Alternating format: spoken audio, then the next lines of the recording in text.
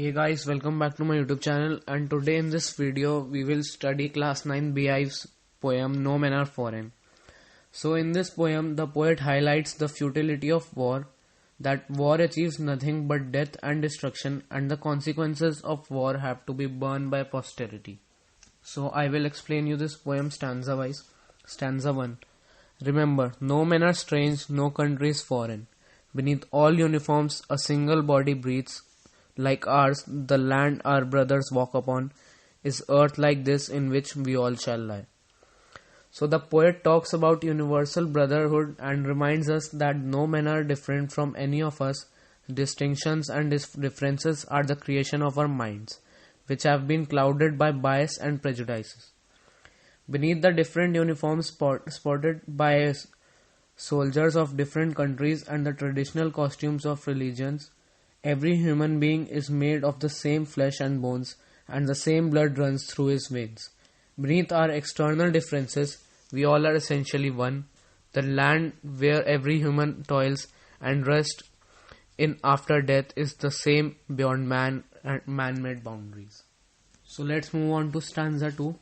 They too, aware of sun and air and water, are fed by peaceful harvests. By war's long winter starved, their hands are ours, and in their lines we read, a labor not different from our own.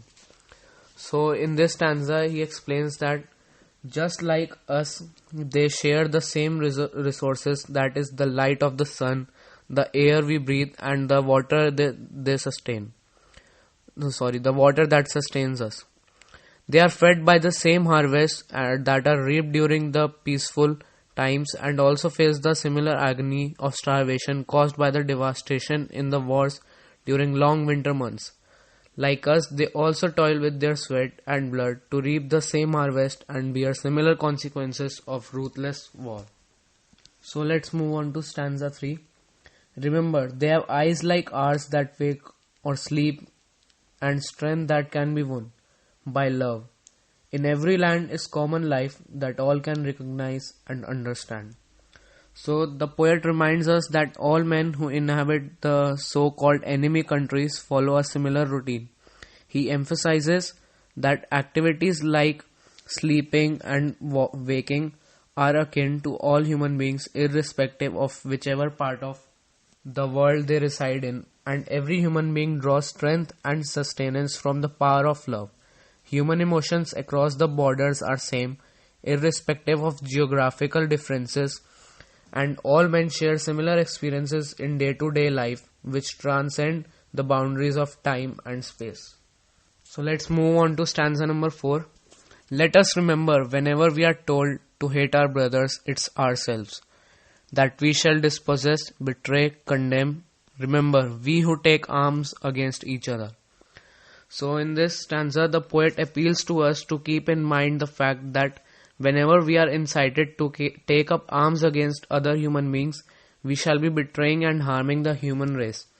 If we are governed by hatred, bigotry, and fanatism, we shall become instruments of destruction and cause untold misery to our own brothers.